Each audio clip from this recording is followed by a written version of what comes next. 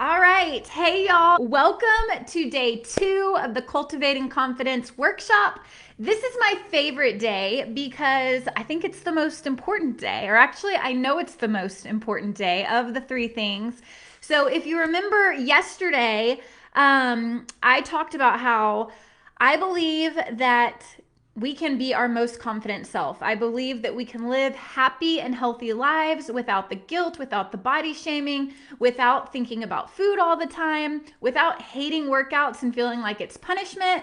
I do believe there's a better way. And for me, my health and happiness is based on 3 main pillars: food freedom, which we talked about yesterday, having that food freedom, looking at food as equal and just using intuitive eating concepts. And then today I'm going to talk about the second pillar. Don't mind that cat, which is faith. And then tomorrow we'll talk about the third pillar, which is fun fitness. Okay. We're cat sitting. So if you hear a cat, that's Bodie. He's very cute. So if he gets close, I'll let you see him. But anyways, so let's get into today's topic, all about the faith pillar. Okay. So, and like I said, I believe it's the most important one. Because it's because our relationship with God is the most important thing in our life. And so that relationship can truly help you with your confidence. And here's how. So, I want you to think, just being in the world versus being in the word. And I talk about this a lot, the being of the world or the word. And when we are of the world, we are, let's just say you're not really reading your Bible, you're not really going to church, you're not involved in anything, but you are in the world. Obviously, we're in the world every day. And you're watching certain shows, you're watching certain movies, you're with certain friends, you're not hearing the gospel and those encouraging words from the Bible, and instead you're watching all these shows where the women are arguing and the women are fighting, and their belongings and their things and they're just the most important things to them. And you're being consumed with that. You're getting on your phone and you're looking at Instagram and all of these influencers, and you're comparing yourself to them, and it's making you feel less than. And from all of those things, people you're around, books you read, shows you watch, things you look at on the internet, all of these things can contribute to being of the world. And when you're only in the world and you're not hearing the word, it's very easy to start feeling less than. I'm not pretty enough. I'm not skinny enough. I'm supposed to be looking this way. Oh, now this is the new style and this is the new fad diet. I need to be doing that in order to look how I'm supposed to look. I need to be perfect. Oh my gosh, look at her house. I need to do everything her way. I'm not good enough. What's wrong with me? I should have no wrinkles. Now I need Botox. Now I need, some help here. Like, all of these things can start consuming our thoughts when we're of the world. And whenever we are more in the word, this like relief, this pressure comes off of like, I don't have to be perfect. I'm not perfect. None of us are perfect. And it allows you to just realize, I don't have to be perfect. None of us are created perfectly. We all have our flaws. That same grace that God gives to us, we give to others. So we don't judge others as much. We don't compare ourselves to others as much. We love others more. We offer others forgiveness more. And it's just all those fruits of the Spirit really help us to be at such peace with others and with ourselves. And we're not caught in that comparison and perfectionism and all of that stuff. Because when you're in the Word, you really start to realize what actually matters. And it's not your looks, and it's not all the things. And all of that is fleeting. And the only thing that's not fleeting is God and His Word. So you start recognizing how important that is, and how those other things that you were so consumed with just seem so small now. And you're like, what in the world? Like, I can't believe I made those things so big, thinking I had to do this and that and be perfect. And it's just this huge weight off your shoulders. And you just realize I'm fine just the way I am. And like I said, when you come with that peace, you give the others that same you treat others that same way, and it's just you're not comparing, you just don't feel a part of those worldly things. So I wanted to share with y'all this verse that I absolutely love. It's Psalm 139, and first I'm going to read you chapter 13, verse 13. So chapter 139, verse 13, it says, "For you created my inmost being. You knit me together in my mother's womb." And you've probably heard that verse before, but really think about it. So you created me from my inmost being. You knit me together in my mother's womb. And I have never knitted anything, but I've talked to people that have knitted big things, and it's a lot of work. It's not like you're just throwing something together willy-nilly and you're just like, hey, let's see how this turns out. Like, you have to use math. You have to really have a plan and know exactly where everything goes and this, pattern.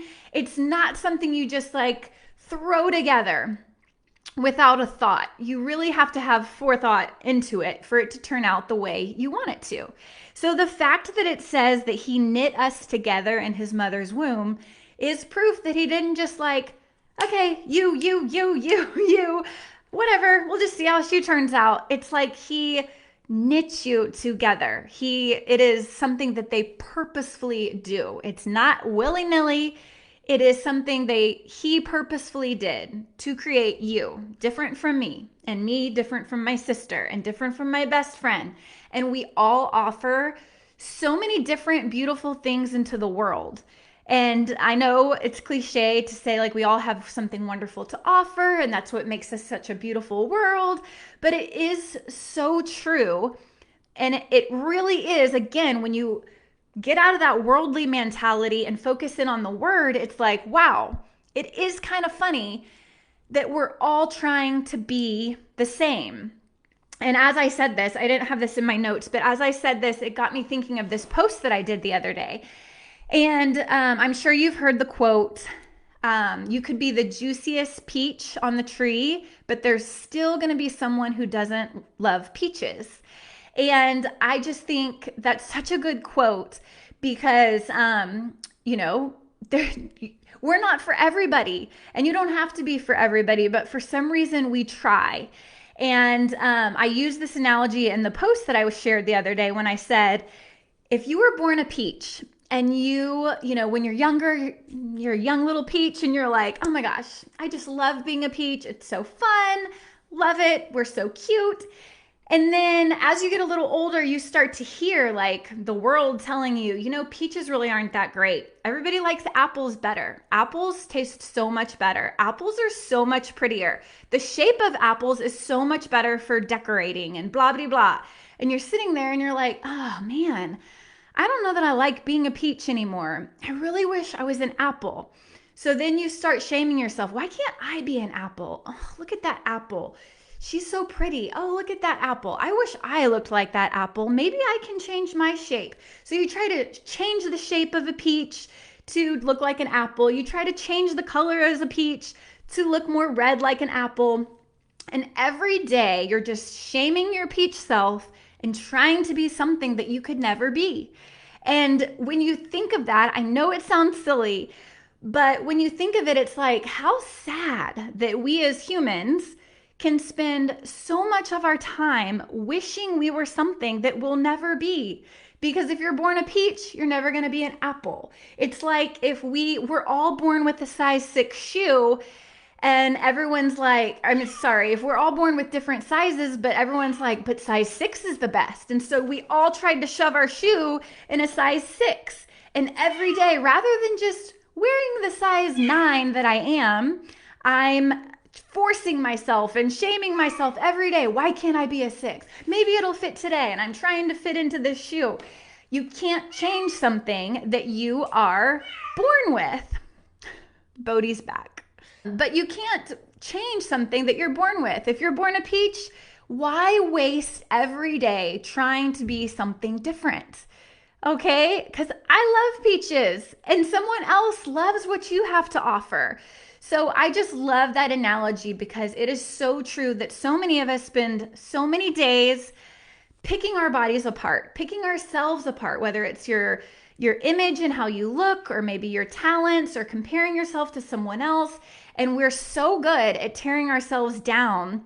And what a waste when we could just be being the best peach ever every day and living in that joy and finding what we're grateful for in the peach that we are and finding what we're grateful for in the apple that she is, and both just hanging out together, not comparing, not competing, not one trying to be the other, just both being fully satisfied with who they are and what they offer, knowing some people are going to like peaches better, some people are going to like apples better, and that's okay. We both have something different to offer.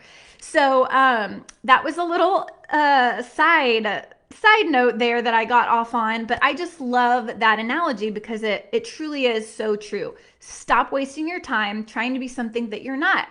We're all knitted together in our mother's in our mother's womb by God himself. He purposely made each of us different. So stop negatively talking to yourself, which is really saying, you didn't do a very good job with me, God. Appreciate who he made you to be.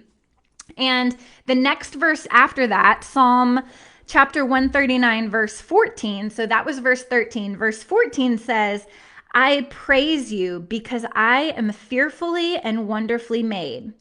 Your works are wonderful. I know that full well. And I think sometimes we don't know that. We forget that. But we are beautifully made. That's in another verse. But we are fearfully and wonderfully made. His works are wonderful. And I know that full well. And I just think that's something we need to remind ourselves. I know that. I know his works are beautiful. So why am I talking so negatively about something that he created? And when we remind that, and again, think of the peach and the apple, and it just makes us appreciate who we are more. And that's something that has really helped me. So I hope that that helps y'all as well. And then I just want to leave you with one other thing. My pastor says this all the time. And it kind of goes with what I was talking about earlier about either being in the world or being in the word. And he talks about how in us, we all have like a good dog and a bad dog. And which dog are you feeding? Are you feeding the good dog that gives you peace, and helps you grow in your faith? Or are you feeding the bad dog that kind of, works in the other way and makes you do those other sinful things? And so asking yourself, which dog am I feeding, and which dog do I need to feed less, and which dog do I need to feed more? Obviously, your good dog needs to be fed more. And for me, that all goes back to the world versus the word stuff. For me, again, that means doing a little detox on the things that you're consuming and thinking about what are maybe are there specific people you're hanging out with that make you feel really low? I actually just had a conversation with a friend about this a couple weeks ago because there was someone that she was consistently around who just was not nice and said mean things about her body and, always seemed to stir things up, almost like she liked getting a rise out of this girl. And finally she was like, oh my gosh, I know we have a history, but I'm done. I can't take this anymore. And sometimes we have to do that. So sometimes it could be a relationship like that, someone that is, and it might not be someone you have to cut out. It could be someone you need to talk to, whether it's your brother or your sister or your mom or your aunt or even your husband. And maybe they say things that make you feel bad about yourself. And you need to ask yourself, is this an insecurity of mine that I need to work on? Or is this something that they're actually saying that's really not nice and I need to let them know I don't like them saying that to me, But it's drawing these boundaries to feed our good dog more and to not feed the bad dog so that our confidence can grow in our faith. So, like I was saying, it could be relationships, it could be shows that you're watching. If you're watching certain shows and then when you get off of them, you're kind of feeling down or overwhelmed. For a lot of people, that's the news. It doesn't make you feel good. And, you have to draw boundaries with the news and like talk radio and all of that. It can really get you worked up or in a negative place. It could be shows with women that have everything and that fight and when you get done you're like, oh my gosh, that was stressful. Maybe you shouldn't be watching it, or maybe it makes you feel less than because you feel like they've got this perfect life and you're comparing yourself to them. Don't watch it anymore. Go through your Instagram, do an audit of that. Who are you following?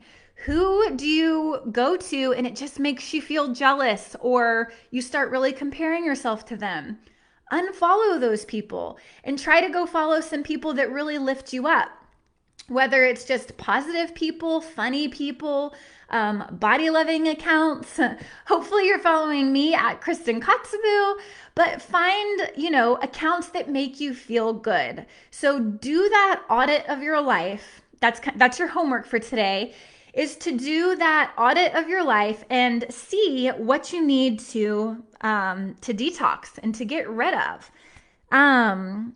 Just those worldly things that are bringing you down. Okay. So that's your homework for today. Do a little detox, see which dog you're feeding, how you can be more in the word versus the world, and kind of set those boundaries for yourself so that you are feeding the good dog more than the bad dog. Just make that world versus the word list. See what you can cut out.